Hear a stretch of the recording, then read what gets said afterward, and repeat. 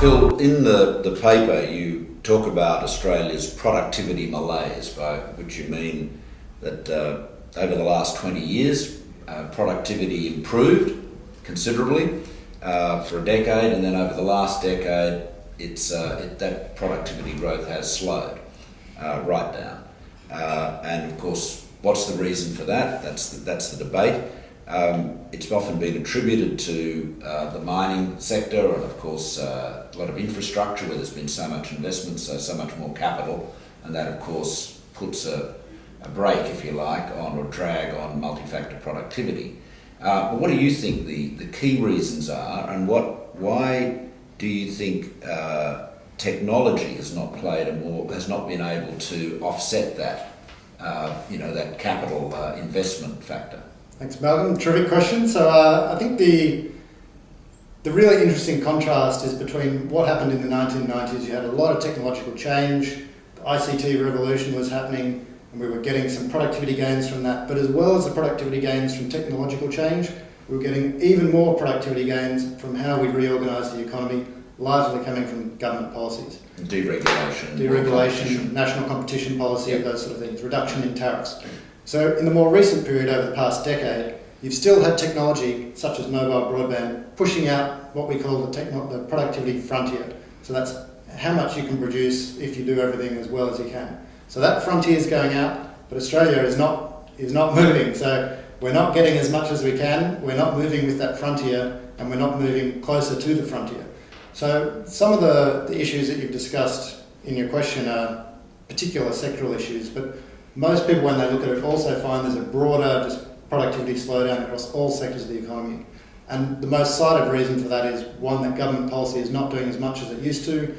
This can be things like regulatory burdens imposed by government. It could be that national competition policy has already done its work and we haven't followed up with that. And I think this issue is also really important for the mobile broadband sector, because the government plays a very strong role in its interaction with the sector. Mobile broadband, one of its most important inputs is spectrum. Spectrum is currently allocated through the Australian Communications and Media Authority. So that process is, and part of the reason for this report is to make sure that you get the most out of this sector by doing what parts government can do best. Well, how do you think spectrum allocation policy should change? Do you have a view on that? Well, we haven't looked at it in an awful lot of detail, but I think you want your spectrum allocation to be market determined as much as it can be. So that could mean that there's a better trading of spectrum than there currently is. Whether that's possible, I think, reflects issues that the ACMA would be much more aware of than we are. And the other thing, I guess, is we see a much bigger role for cost-benefit analysis in terms of deciding which groups get spectrum, if it is going to be a centrally allocated process. So at the moment, you have spectrum allocated to some groups who don't get a lot of value out of it, and that spectrum could probably be reallocated elsewhere.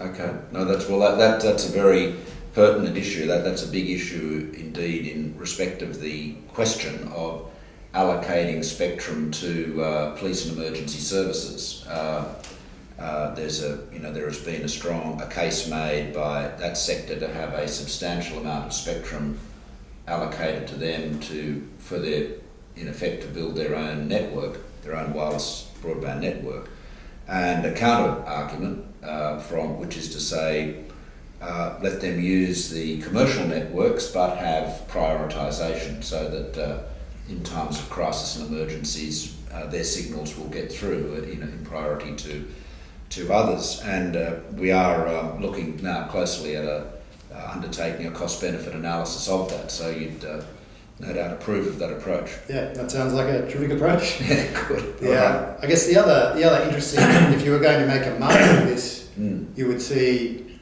for example, suppose you allowed the police and emergency services to be able to sell their spectrum in the market, they might find they could do a lot more for the community through selling that spectrum and investing that in other activities than they could by keeping their spectrum and using it for their network. So you could, if you could create a market, you might get the incentives right to start with in how they want to use spectrum and whether they want to retain control of it or pass it on to, say, a mobile operator. Well, Phil, that's very interesting. I hope that's one of many important policy debates that will emerge out of the publication of this paper today by the ACMA. Terrific. Well, thanks for having me, Malcolm. Thanks, Phil.